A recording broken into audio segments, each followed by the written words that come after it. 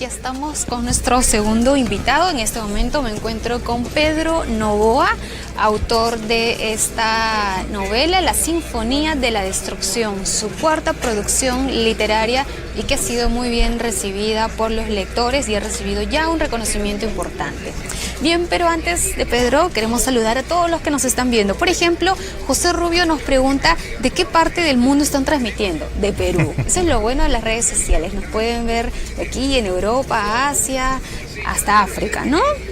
Y también muchas gracias a todos los que se están conectando desde Yurimaguas, como Catalino Becerra, también desde Atalaya, Yomar Davis, desde Cajamarca, a Ana Michelle y por supuesto a José Rubio también desde...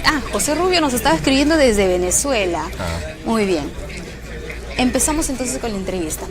A ver, Pedro, La Sinfonía de la Destrucción, ¿cómo nace este libro? Tú ya tenías, digamos, experiencia en lo que es la literatura, este oficio, ¿no? Y ahora te has lanzado con una novela que ha sido muy bien recibida. ¿Cómo nace esta novela? Esta novela nace precisamente con una destrucción. Destrucción. Como se cae el techo del colegio Sevilla del RIMAC, de la nada. Entonces esta situación... ¿Tú estabas en clases? Yo estaba en clase y de pronto se cae el techo, casi, perjudica a unas alumnas que están en un salón. Y yo me pregunté, ¿no? Qué extraño, ni siquiera ha habido un temblor y se cae. Entonces eso me hizo reflexionar acerca de una metáfora cruel con relación a lo físico y a lo moral. Yo dije, ¿por qué no escribir una novela que hable acerca de la destrucción, tanto física, moral, política, anímica, de un momento que a veces nosotros no nos estamos dando cuenta? Antes nosotros teníamos miedo de morir por el terror de Sendero Luminoso, pero ahora estamos con mucho miedo de morir por la corrupción. Entonces la corrupción nos está de alguna manera demoliendo y yo ideé esto con escritores que admiro muchísimo como Miguel Gutiérrez y Osvaldo Reynoso. Tuve la suerte de coincidir como jurados en el concurso de la derrama magisterial y ya tenía este germen de la novela y se los planteé, ¿no? Le dije, mira, ¿qué les parece una novela así? Y Miguel Gutiérrez me dijo, me gustaría que sea una novela con un tono picaresco, donde los personajes sean bastante rudos, toscos, feroces. Entonces, como él ya me había premiado hace mucho tiempo con la novela 6 metros de soga, Miguel Gutiérrez sabía de que yo tenía esa suerte de vena relacionada con la fauna humana, ¿no? Es decir, con los animales humanos. Los personajes que deambulan en esa novela son personajes así, medios bestias, ¿no? Personajes que son rudos, toscos. Pero ¿por qué esa suerte de culto a la crueldad? Porque de alguna manera la novela pretende ser un espacio de crítica en diferentes ámbitos, ¿no? Los personajes se van demoliendo moralmente, hay un terremoto, todo es así una demolición. Demolición moralmente. Por supuesto, uno cuando empieza a leer este libro puede traer a la imagen cómo se deshumanizaba Gregorio Samsa en La Metamorfosis.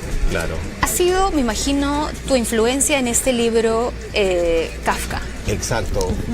Justo, por ejemplo, Osvaldo Reynoso me mencionaba que uno puede escribir una novela o un cuento o una historia, pero debería también contar a su vez otra historia. Y justo como has dado en el clavo, en esa conversación con él me decía, la metamorfosis no solamente la historia de un hombre que se transforma en un insecto, sino también es a su vez una crítica al hombre contemporáneo que es deshumanizado, que es visto como un bicho.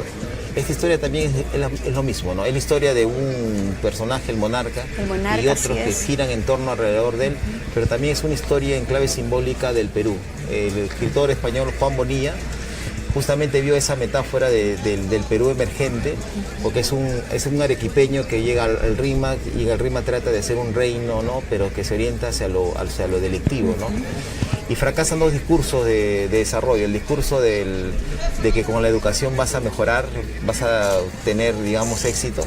Porque este joven, este chico, el monarca, que es un guiño directo al personaje, el príncipe de Reynoso, Es un personaje que le gustan las matemáticas, es un buen estudiante, pero en un entorno tan duro y cruel como es la realidad peruana, termina derivando pues a la delincuencia. ¿Has visto la película Moonlight? Ganadora del Oscar el año pasado. No. Una final polémica con La La Land. Bueno, ahí narra la historia de Chairón, que es un afroamericano descendiente, y efectivamente él es un chico educado, diferente a los de su comunidad, y sin embargo el contexto lo sobrepasa. Él no quiere ser como ellos, pero termina siendo parte de ellos, y es tal vez la única forma de aceptación que logra en su entorno. Entonces has retratado un aspecto muy bien que, si bien está enmarcado en Perú, puede explayarse o verse también en otros contextos. Vamos entonces con el monarca. ¿Cómo construyes este personaje? Javier Cercas decía, por ejemplo, cuando escribió Las leyes de la frontera, que él escribía sobre aquello que veía y que pudo ser, porque efectivamente él vivía en una ciudad en un barrio que colindaba con lo bueno y lo malo, estaba en la frontera. ¿Cómo construyes a este monarca? Que efectivamente es un personaje grotesco, duro, marginal. Yo, por ejemplo, comparto lo que dice Cercas, pero le voy a añadir algo, ¿no?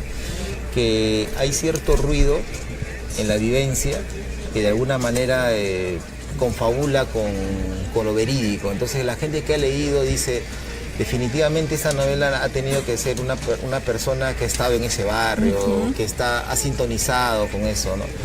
Y hay cierta sensación de lo testimonial, que por más buen escritor que tú seas, si no te has involucrado, como un investigador, un periodista, no tiene que involucrarse, tiene que sentir la atmósfera, ¿no? Sentir la presión de la violencia. Yo he vivido muchas de estas historias como testigo en algunos casos, y luego también hasta como protagonista. Entonces he mezclado, he parasitado mi vida también de pasado, pero también he visto las otras de algunos compañeros que han ido perdiendo. Pero hay algo muy interesante con el monarca y con otros personajes que ellos, por ejemplo, la gente cuando suele ir a esos barrios, al Rímac, al Callao, ¿no? Dice, esta gente cómo sobrevive, pensando que ellos están sufriendo, pero en realidad no están sufriendo. O sea, si uno de pronto ingresa a ese mundo, no sufren, ellos reinan. Y como reinan, por eso es que la figura del príncipe en Reynoso y la figura del monarca en esta novela es una suerte de personaje que ejercen un poder soberano. Y dentro de lo aparentemente decadente, resulta que ellos gozan, disfrutan, celebran, y es un canto de la vida dentro de la destrucción, ¿no? Entonces es una suerte de pequeña victoria que tú la puedes observar saliendo nomás por acá, por la Victoria, y vas a encontrar a personas que gozan y digamos driblean con el alcohol, es cierto, con la droga, es cierto, con el sexo desaforado, es cierto, pero son códigos que le han permitido a ellos precisamente tener esa jerarquía casi de realeza, ¿no? Por eso que juego con la figura del monarca. ¿Qué cosas viviste tú que por lo menos has retratado acá? Bueno, por ejemplo, hay una anécdota de que acuchillaron a un auxiliar en un colegio donde yo estaba. Yo sé que por ahí están... Ya estoy en esa parte ya. Yo sé que hay unos compañeros de colegio que me estarán viendo y me van a ver, seguramente no me dejarán mentir. Yo estaba saliendo del colegio y ahí al auxiliar le traspasan el hígado 12 veces con un verduguillo, ¿no? Wow. Eso yo no lo he inventado, eso simplemente lo he recordado.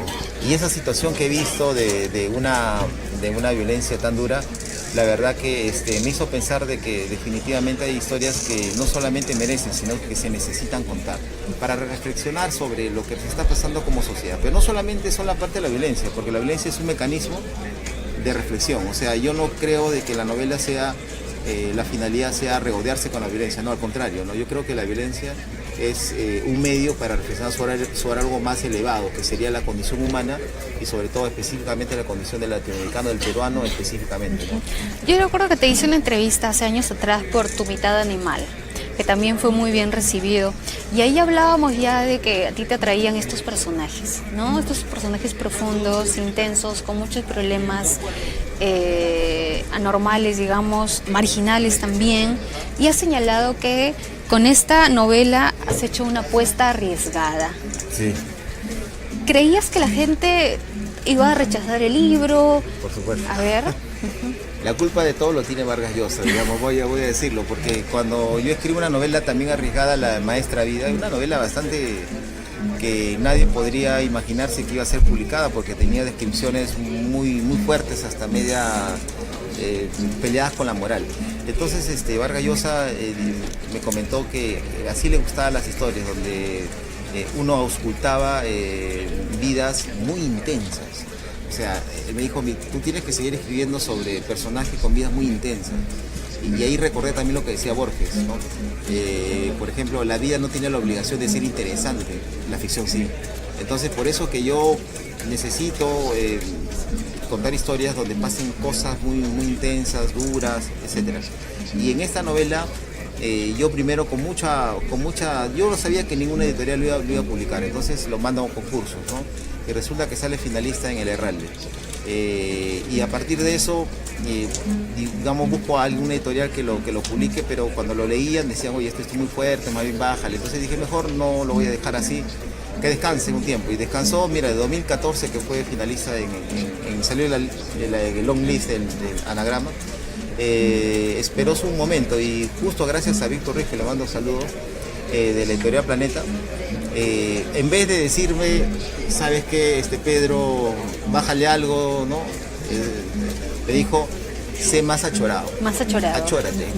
Como me dio licencia para matar, yo fui de nuevo al RIMA, comencé a investigar algunas peculiaridades adicionales, y en vez de bajarle, le subí un poco el tono en ciertas partes, pero siempre conservando, digamos, una estructura narrativa que felizmente los lectores están por lo menos aceptando, ¿no? Y por supuesto has utilizado estas palabras droggers, claro. Rioba, ready, ¿no? Ready, claro, claro. Como suena, ¿no? Como es en inglés. Claro. Es una suerte de subversión, es el lenguaje callejero que vuelve a codificar su forma de vivencia, es también un acto de oponerse, de subvertir el orden del estable. Pero también a su vez, como también lo decía el maestro Osvaldo Reynoso, utilizar, por ejemplo, las jergas para llevarlas a un nivel metafórico, al nivel superestándar, es un ejercicio que lo hizo Jean Genet y lo hizo Osvaldo. Y de alguna manera yo creo que con esta novela he tratado también de reivindicar el lenguaje popular, el lenguaje de barrio, ¿no? Pero que no sea tan abstruso. Si tú te das cuenta, por lo menos en el contexto, ya estas palabras cobran un significado legible, digamos, ¿no? O sea, se entiende cuando uno dice droger, que es una mezcla de drogo con droga, ¿no? Así es. Listo. Muchísimas gracias, Pedro, por estar aquí. Ya saben, La Sinfonía de la Destrucción, cuarto libro. Así es, de Pedro Novoa, quien es literato también, profesor de la César Vallejo, ¿cierto? Sí. En las principales librerías. Muchas gracias por estar aquí. Bien, nosotros nos vamos a una brevísima pausa y ya viene la actriz peruana Vanessa Saba, protagonista del musical Locos de Amor 2.